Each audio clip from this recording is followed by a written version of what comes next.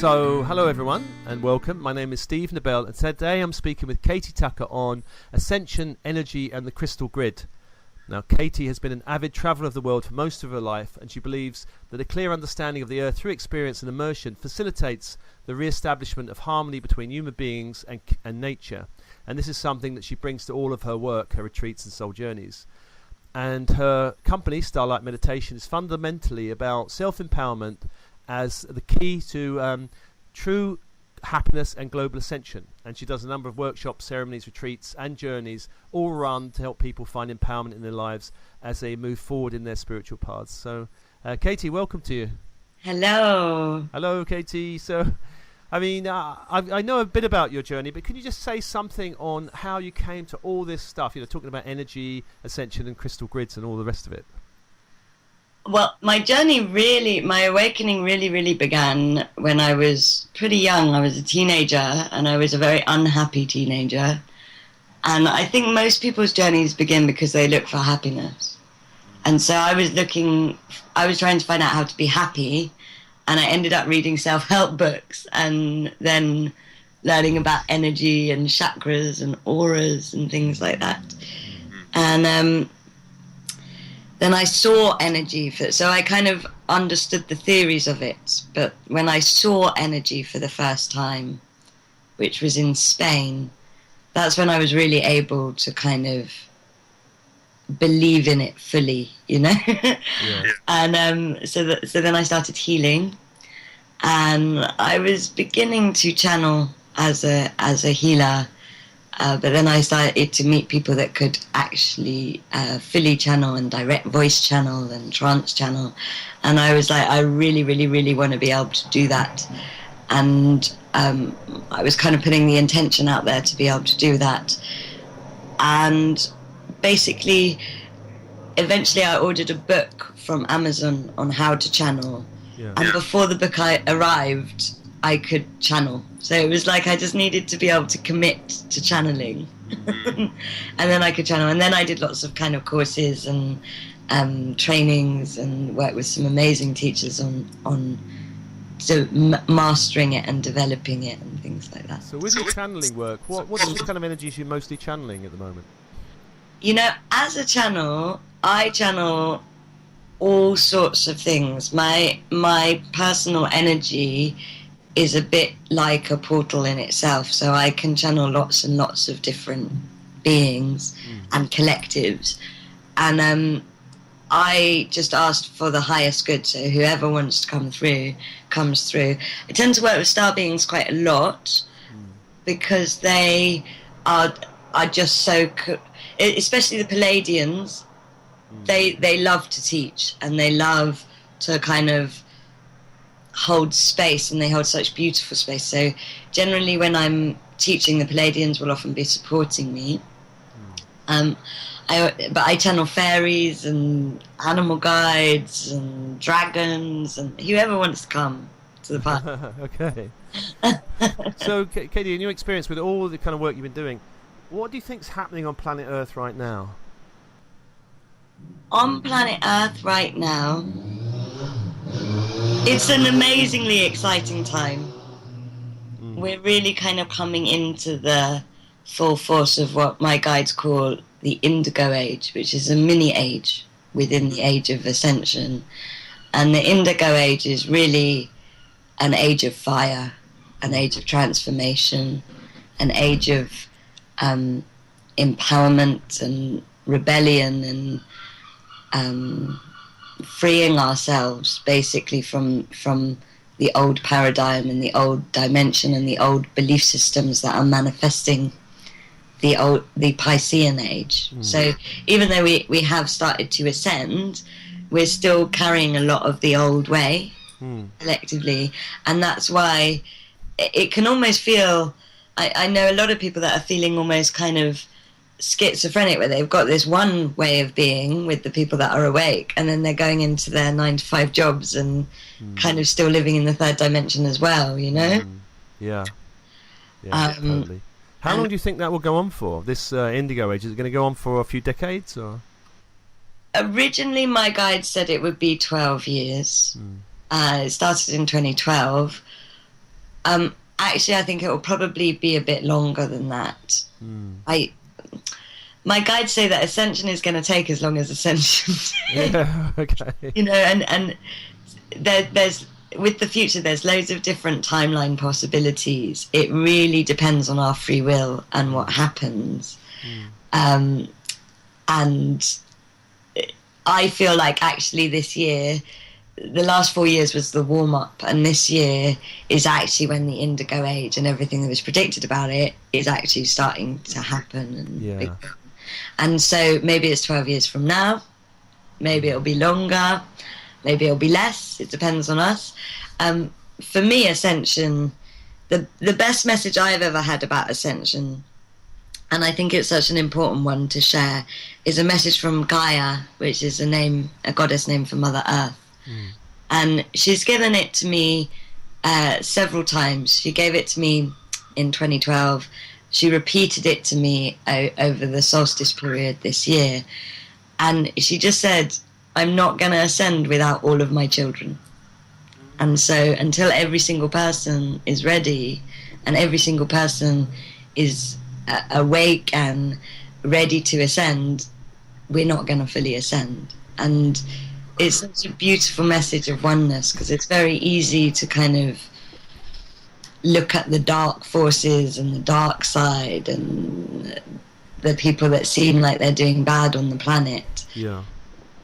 When actually Gaia is she's not gonna come fully into her new vibrational state without all of her children, because she's a mother. Yeah.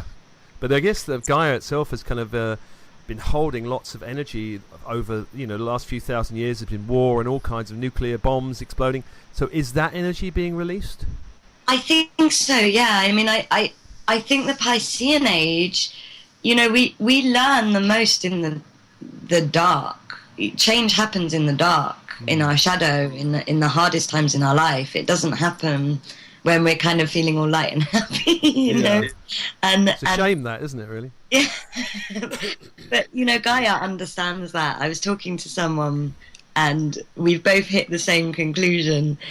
My friend Tanya, we were talking yesterday actually, and we've both hit the same conclusion, that that human beings have been in their teenage years on Gaia, which is where they're kind of disrespectful and graffitiing and very emotional and hormonal, and we're coming out of that teenage phase now. And like a mother, Gaia, what do you do as a parent, as a mother or father, when you've got a troublesome teenager? You just kind of wait for them to grow up a bit. And on a bigger level, I had a really, really interesting message about the fall of Atlantis and about the dawn of Atlantis, which not so many people talk about. But so before the golden age of Atlantis was the dawn of Atlantis. And in the time of the dawn, the humans collective and the souls that decided to do this Earth project basically planned out the whole of the Piscean age and the age that we're in now, and chose for their own spiritual growth to forget that plan. And so all of the contracts that were made in the dawn of Atlantis about what was going to happen, including, the war and the trauma and things like that, we chose to forget about that divine plan that we chose to make. Because it gives us a more full experience and a more immersion experience, and helps us to become empowered in our own love. Do you think a lot of these memories are coming back now in our consciousness? Definitely.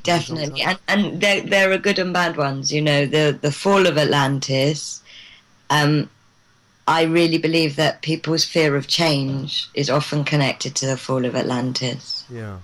And the witnessing of the fall of Atlantis, and the guilt of the fall of Atlantis that we're still carrying. It must have been a very traumatic, I guess there's a lot of trauma around it as well. If you see a whole thing go down and the planet shift a bit, and not in a great way.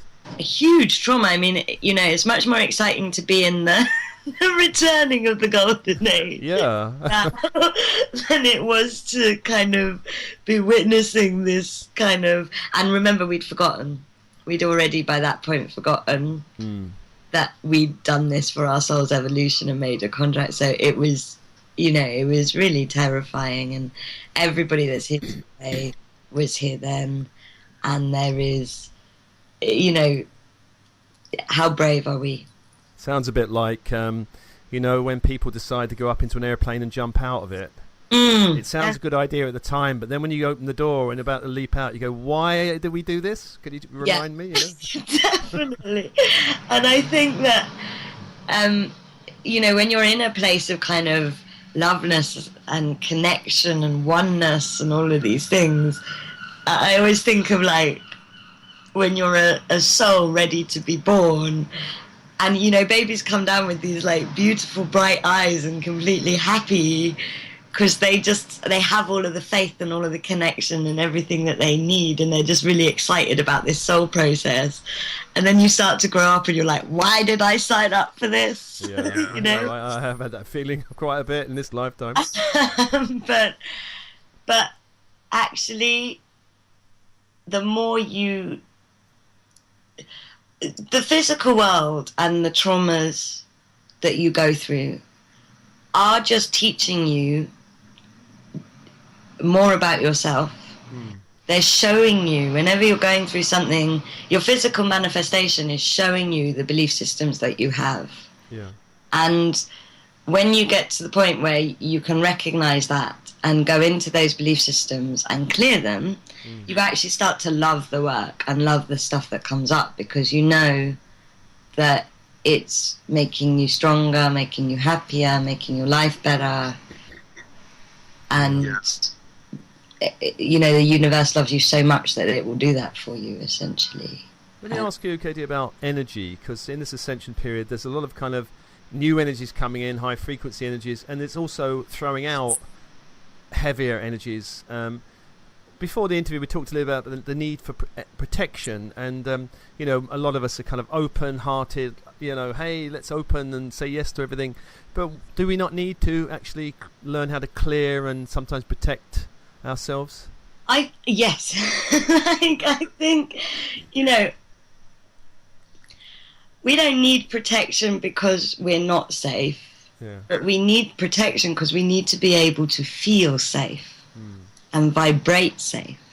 And so when I teach channeling, I always say you are safe. It's just you have to be able to put up the things that are going to make you feel safe. You know, because otherwise you're vibrating on a kind of unsafe frequency, and that's not you being in your power. And what the world needs more than anything is the whole planet to be in their power, you know, and empowered and feeling safe to speak their truth and live their truth. And what's happening at the moment, you know, energy, my guides have a saying that giving birth is painful. Yeah, okay. And we are giving birth to a whole new age. Yeah. And so, you know, energy when it comes in is not, it really stirs things up and it brings things up, and it's not necessarily a gentle process. You know, energy surges, and when the star beings are sending energy down to the planet and X waves are happening, it's an emotional time often, and it brings up a lot of stuff for everybody.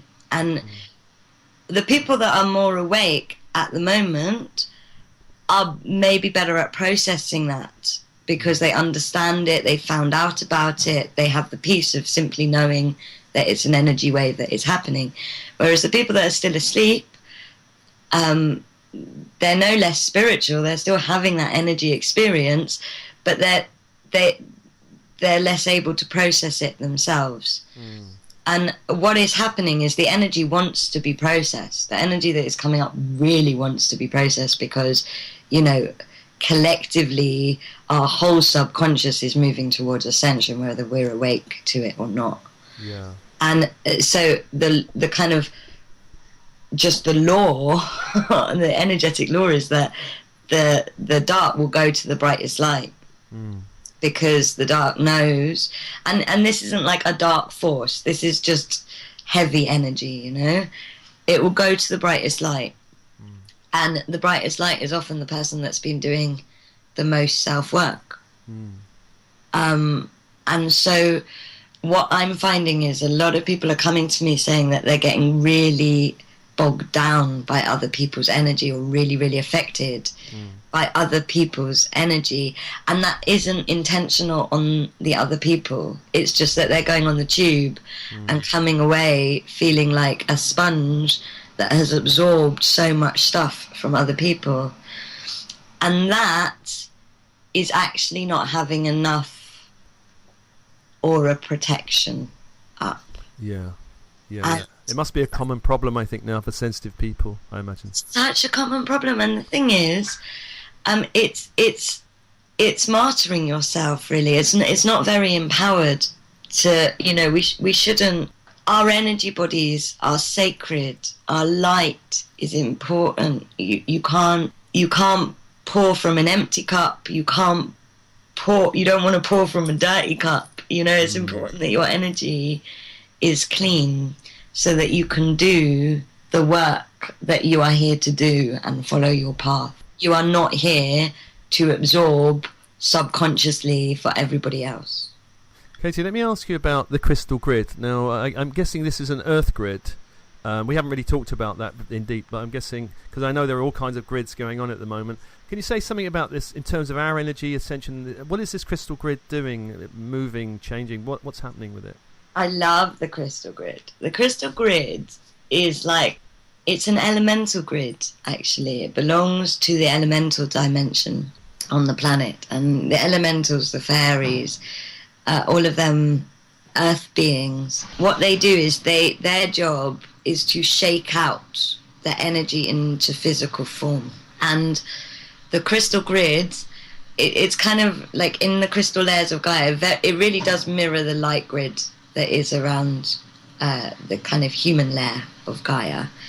But it's this big crystalline grid that goes all the way through the inside of the planet, and it holds all of our collective manifestations. And so working on it is really, really powerful, because you can send healing and energy down into the collective that way. So it's like a mass mind healing, potentially. Basically, it holds our collective manifestations of the planet. And so the physical form vibration, it like reflects up the physical form of the planet, if that makes sense. Totally. A bit like the fairies reflect up the physical form of a tree, or so the crystal grid reflects up our physical reality that we are collectively creating. So working on it, and you know, you have to work with it very slowly, because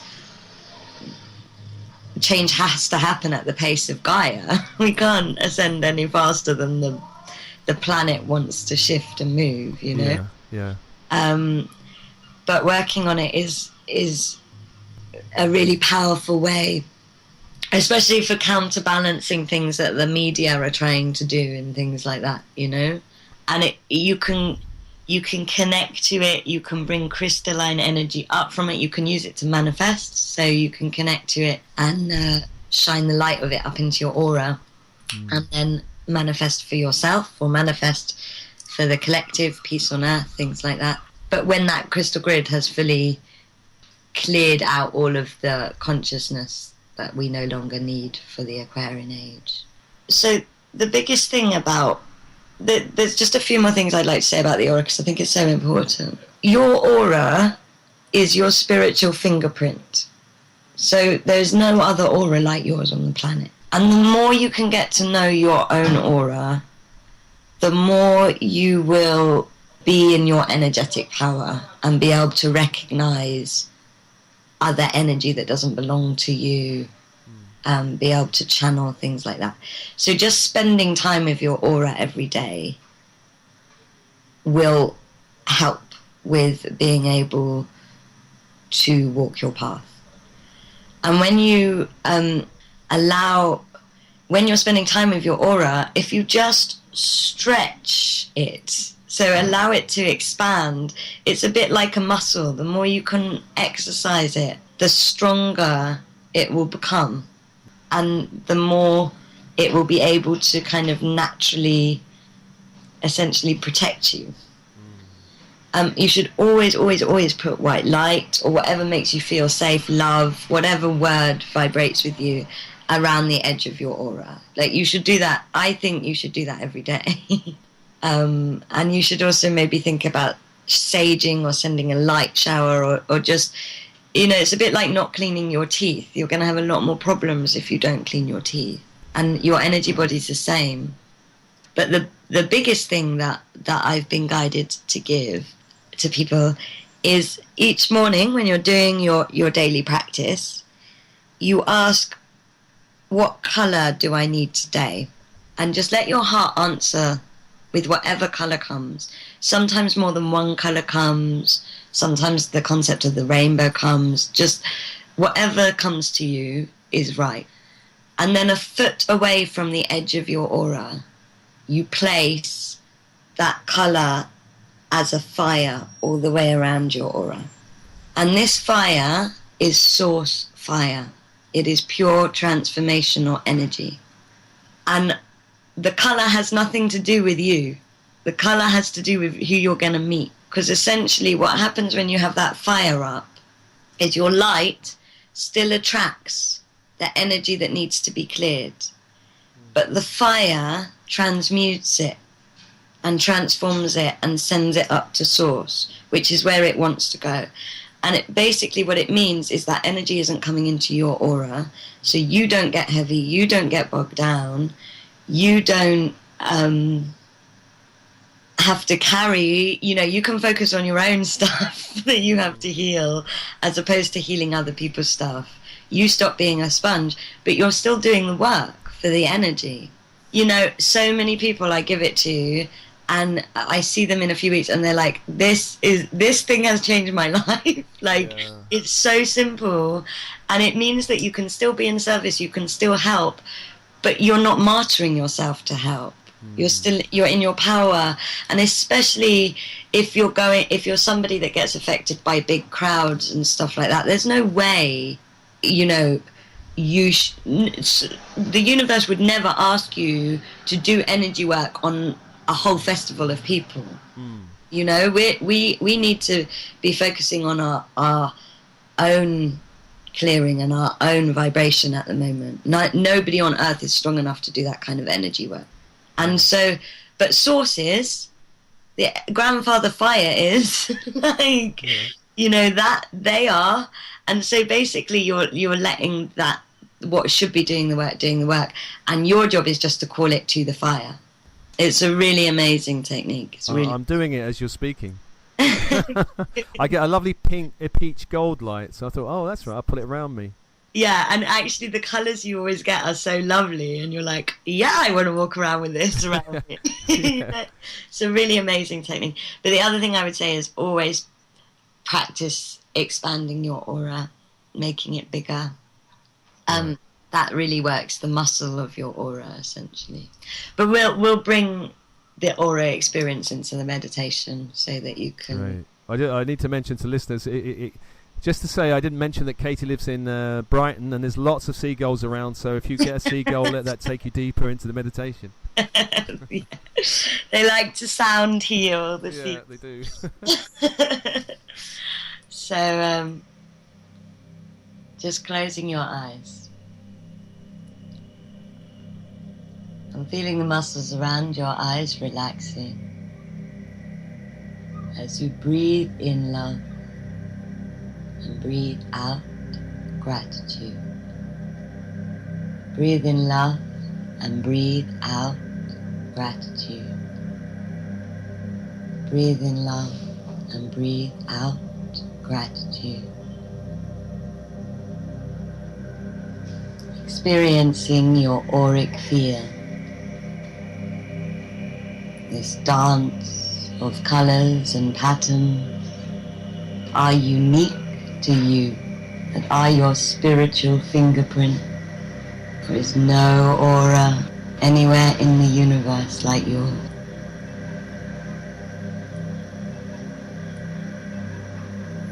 And just allowing your aura to expand for this meditation.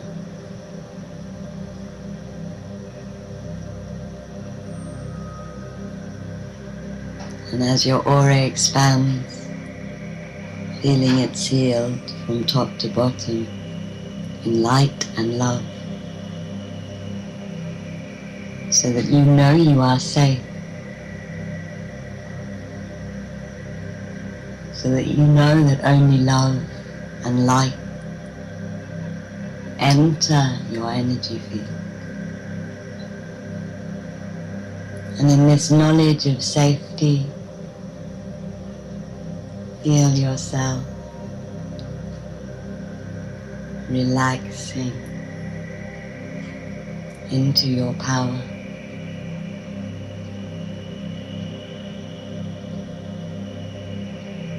And as you relax into the dance and vibration of your auric field, become aware of your crown chakra, the white and violet light in the center of your head.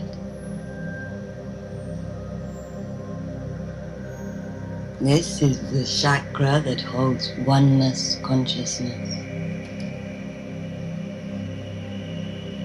And allow that white and violet light to flood your auric field.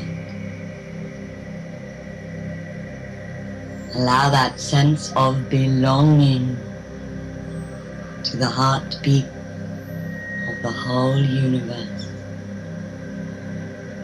to flood your vibration now. And in your mind's eye you see a ball of violet, white light slide down now from your crown into your third eye, your indigo chakra in the center of your mind. Feeling this white and violet light flood your indigo third eye. And as this white and violet oneness light floods your third eye, you experience a melting away of all spiritual disconnection, of all that you do not understand, of all energetic fear.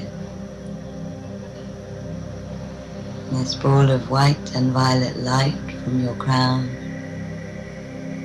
slides down your chakric system into your sky blue throat chakra, flooding your throat chakra, your center of truth, with this oneness light now. And feeling that sensation of all that is not your truth being melted by this light.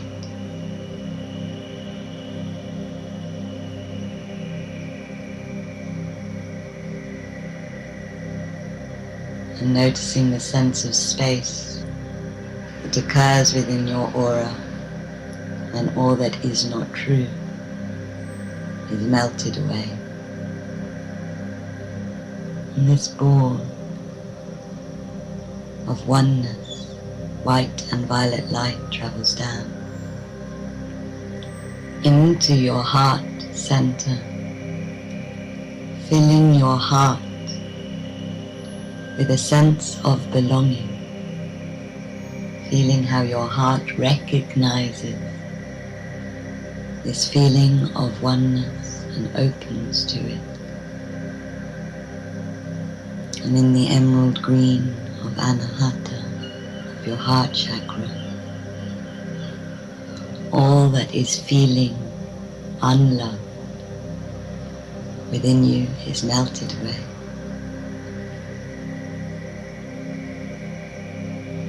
And you feel your aura flooding with love, with whole love for yourself and whole love for all.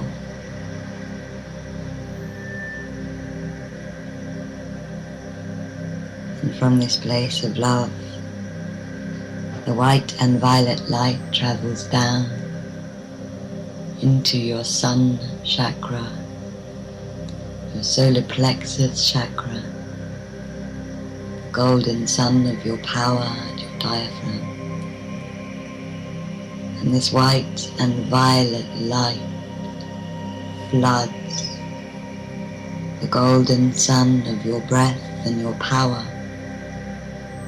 and all that is disempowered in your consciousness melts away in this oneness conscious light. And you feel the aliveness of your power rush through you now. You feel the safety and shining of your power as this oneness light, white and violet, travels down into the deepest part of your physical body, into the hot orange light of your sacral chakra, just below your belly button. And as this white and violet light floods your sacral chakra and your body, all that is in disharmony, that is in dis-ease within your light and your body is melted. It's given to this oneness light. You feel the swelling of deep peace in your belly and your body. You feel the igniting of your Dharma light in the center of your sacral chakra as this oneness light travels down into the iron red root chakra, the very bottom of your spine. And here, this oneness light, this white and violet light floods your roots, and all that does not feel safe, all that is out of trust, out of abundance, and out of freedom is melted away as this white and violet light shines down from your root chakra down into the crystal grid and down into the iron core crystal in the center of the earth, anchoring your oneness consciousness into your physical life right here, right now, as this oneness light shines up through your body and into your aura and out into every area of your life, anchoring upwards into the center of the universe. And you allow this light to shine into all of your physical form, into all of your being, all of the sacredness of your life.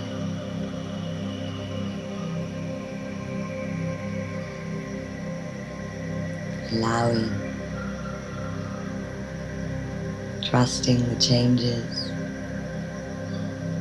that are happening,